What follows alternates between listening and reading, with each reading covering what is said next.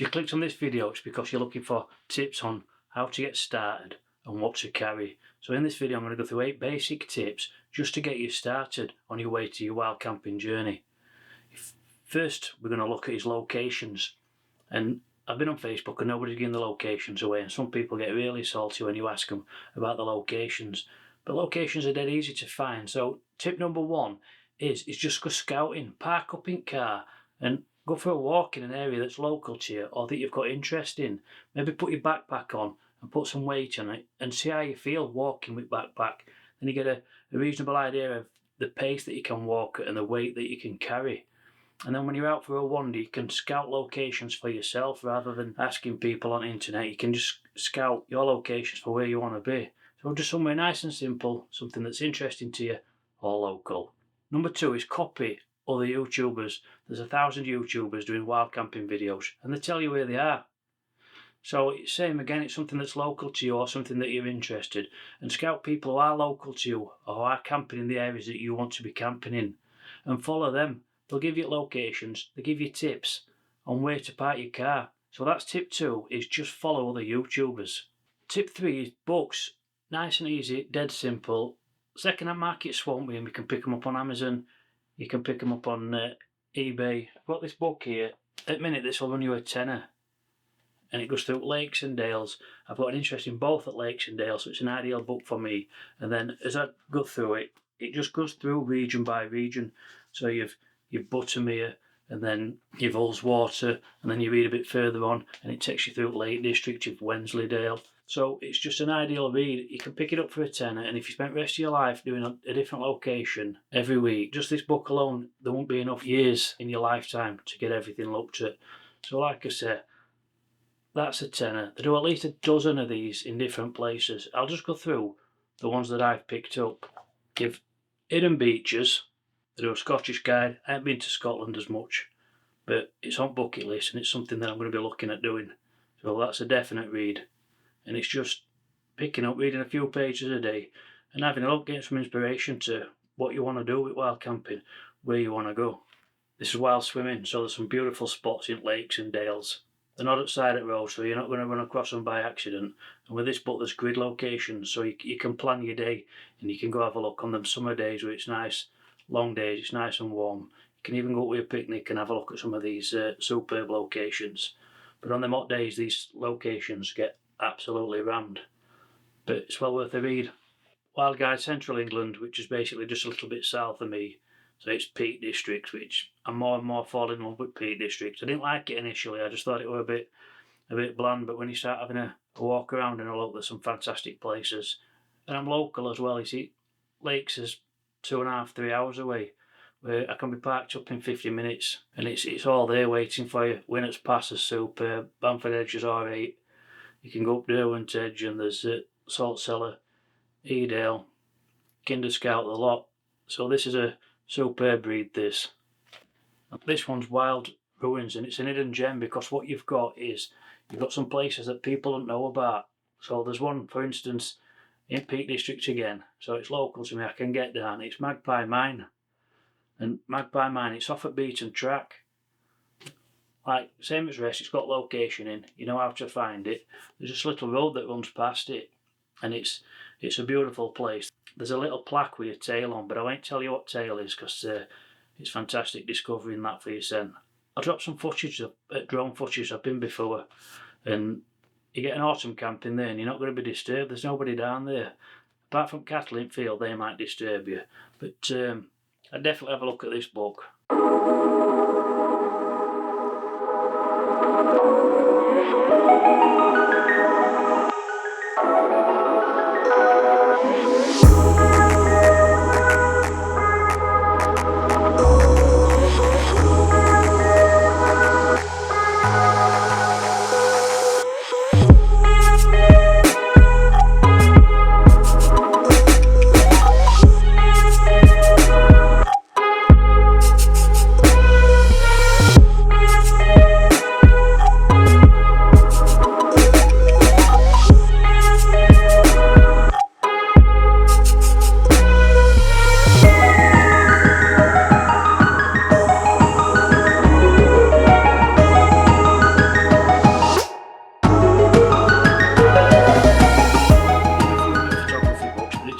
again, it's scouting for locations.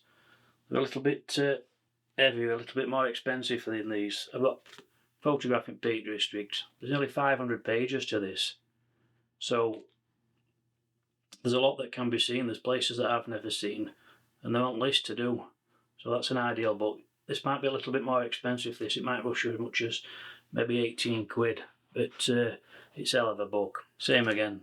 This is South Wales. North Wales, Photographing Scotland. This is a bumper of a book. This same again. It's what we're up to. It's like 550 pages.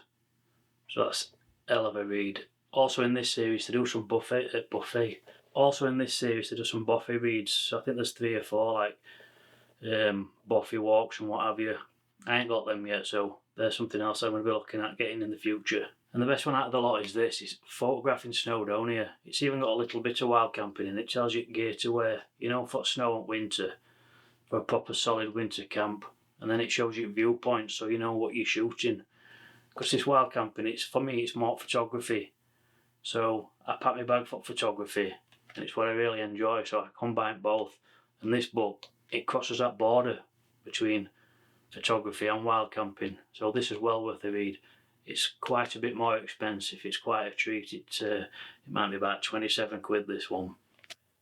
And finally, the true wild camping books. I've got 2 to show you. Wilderness Weekends, Phoebe Smith. So in here you've got 26 weekends away.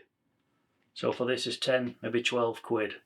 If you visited one place a week, this will last you half a year, so you've 26 camps, sorry, for around 12 quid. And then there's this one as well. There's 100 camps in here. So there's 10 areas, and then there's 10 camps per area. So for instance, there'll be North Yorkshire 10 camps or Lake District 10 camps. So this is hell of a read, this. So you have 100 locations, and then you have 26 weekends. If you buy them 2, you're looking at maybe 25 quid. And then you set them for a year. Tip 4 is walking apps. Walking apps are superb. Somebody's already done hard work for you. So you download these apps, there's All Trails and there's Commute, and there'll be a dozen others that I don't know about.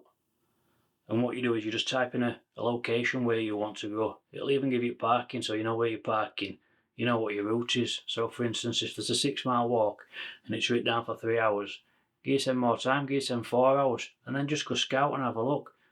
And as you're walking about, you're going to pick up a few pictures. I can't emphasise enough on walking apps, really. I mean, you can plan routes in your living room. You can just mosey on through while you're doing that. Pick up your phone, have a look at these apps.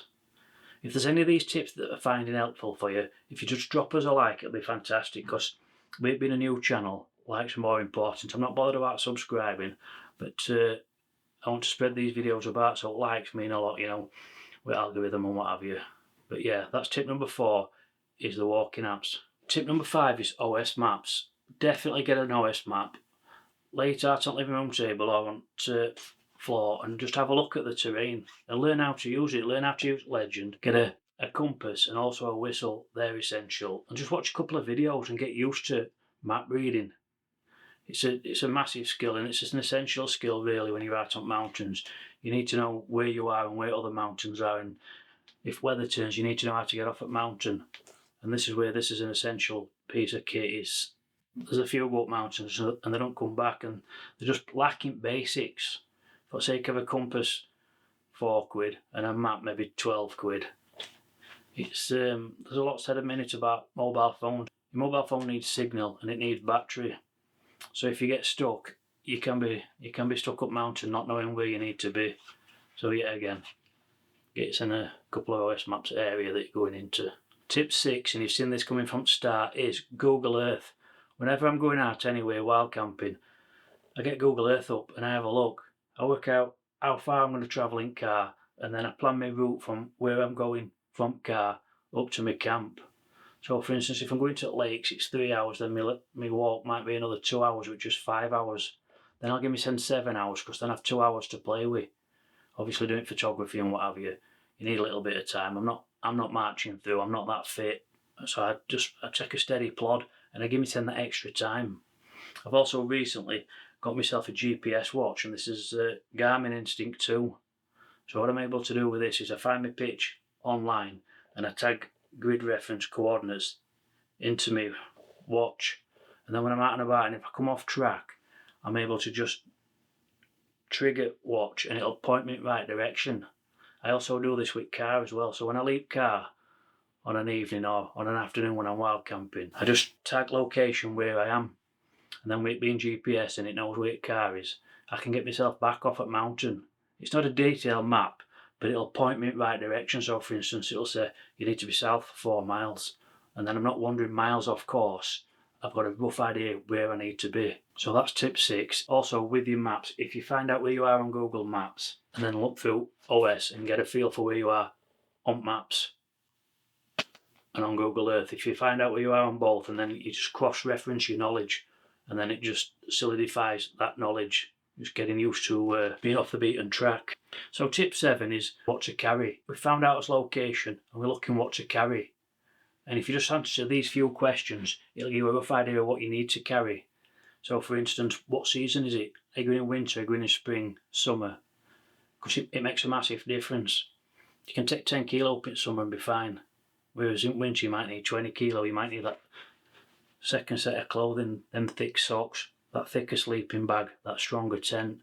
So when you're planning to purchase your first gear, what season is it? What's weather going to be like? Are you planning for rain? Is it going to be a clear night? Is it going to be warm? Is it going to be cold? And that's another thing as well when you're packing your bag, or initially when you're buying your gear. What's weather going to be like when you're out there? Because once you're up there, and it needs to be planned really. So have a good look at your wild camp and really think about what needs to be in your pack.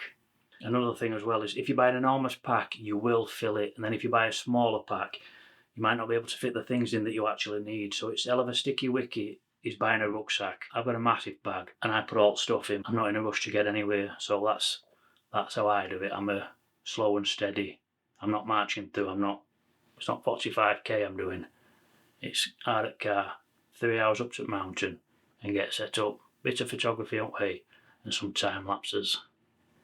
So once you've answered these questions, then you'll know what kit you need, season and weather, and then you're going to really be able to dial in on what you need to pack into this bag. Tip 8 is plan your day. Another simple one is Google Maps. Even if I know where I'm going, I put Google Maps on, because Google Maps is able to tell me where traffic is, tell me if there's any accidents. If I set off here to Lake District, it's 3 hours.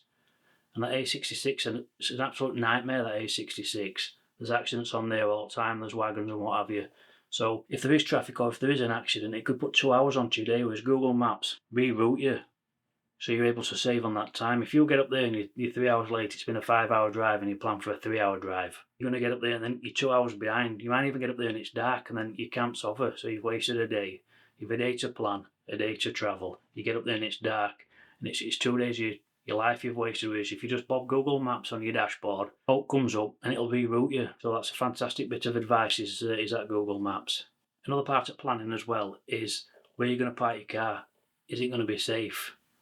That's done early on Google Maps. I always plan where I'm going to be parking. So is it going to be safe? It's going to be left overnight.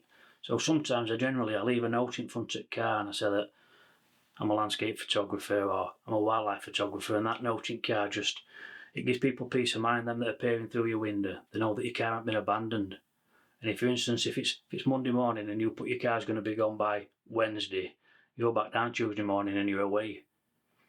So it gives people a reason to know why that car's there. It's not abandoned. They're not phoning police. They're not checking up on you. They're not causing all this fuss. And it's just a little note in your window. And also just remove all your valuables for your car. Even empty your glove box and leave glove box open so they're not smashing your window and rooting in, because that's the last thing you wanted when you're out and about wild camping is somebody rooting through your car.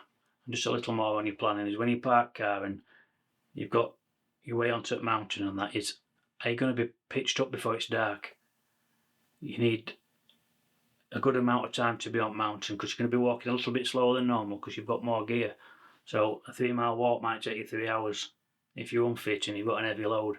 So gear send that time. I always do. If it's a 5-hour car and then a route up mountain, I'll give myself 7 hours. You can never have enough time. I always get there and a lot of time I'm late. I miss photos. I miss time with drone, and I just don't give myself that time. Just give yourself more time than you think you need. Another one as well is backpack. When I first started, I took 28 kilo up. I went for a snow camp up Helvellyn. I took 8 cans, it was too cold to drink them. I took a drone, wind were blasting. And then a lad, an experienced camper, he took me up and took me down. And I was just exhausted, absolutely exhausted. I got home, I slept, and then my legs seized up for 4 days. And it's lack of planning. I thought I could do more than I could do, and I couldn't. So it's just another thing. Where are you? Where's your fitness?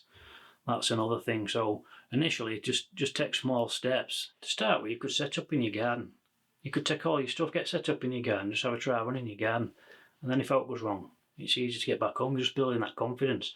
You're getting used to sounds at night, and that sounds at night are going to be different from different places. So if you're bushcrafting and you're in woods, your sound's going to be different from you actually being out in mountains.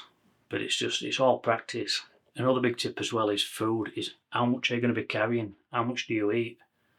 So for instance, a day trip, you're going to need some tea, supper, and maybe breakfast in the morning. You've got to think about your snacks. For your blood sugar starts dropping, you need to start eating before it drops, because if it drops and then you start eating, your body's got to turn that sugar then back into energy. You're going to lose a bit of power and a bit of time. So if you just keep on top, just nibble away as you're walking, and then you just keep your blood sugar, you've got that fuel just to keep yourself going. And then also a big thing is water. When I go to Peak District, I take 2 litres of water. Whereas Dales, I know what water sources are. So I can walk up to Dales and I know what water is. And I take 2 little bottles and I just use my Sawyer Mini and I fill up as I go. But in Peak District, I don't rely on water. I carry my own, I carry 2 litres. So it's a matter of knowing your water sources. We're coming to the end now, I've got a few more tips. So plan for weather, always plan for weather. And wind. Weather can look fine and wind can blow you off your feet, especially on these mountains, so watch out for that. If wind's battering your tent all night, you're not going to sleep. It's going to be terrible. So when I initially started wild camping, I looked for them summer nights, them clear summer nights, when I'm able to get out. I know temperature's going to be fine. I know wind's going to be alright. We're getting to the end now. There's a couple of tips I want to give you. Plan for weather. Plan for wind, because wind can blow you off your feet. It can look fine, nice sunny day, but wind can blow you off your feet, and that'll put you off. If you get up there at night and wind's hammering your tent and you've just started, it's a little unsettling. So plan for weather and pick your date when you want to do your first camp. And also rain. Rain can really spoil a good day. You've no scenery, you've no photography. You get up, your picture's wet, you're setting up, your tent's wet, and it can put you off. It's really, as you get more and more seasoned with wild camping, then head towards sharper end of weather. But I avoid rain and wind altogether, especially being a photographer. It's just not for me like that. And we've come to end now. Your final tip is, if you can, go out with somebody that's experienced. If you know that somebody else is experienced with wild camping, ask them to take you. Join one of these groups on Facebook and get to know people first. Talk to them and build up this friendship, and then approach them and say, oh, I'm new to wild camping and that. And next time you go out, can I come with you? And you get some good ones and they'll look after you and they'll take you to a quiet spot that's not miles from the car, just to get a taste for it. And that's my 8 tips that I can give. Brilliant. I hope you've enjoyed watching this video, and if you can drop us a comment below, that'd be fantastic. Thanks a lot and thanks for watching.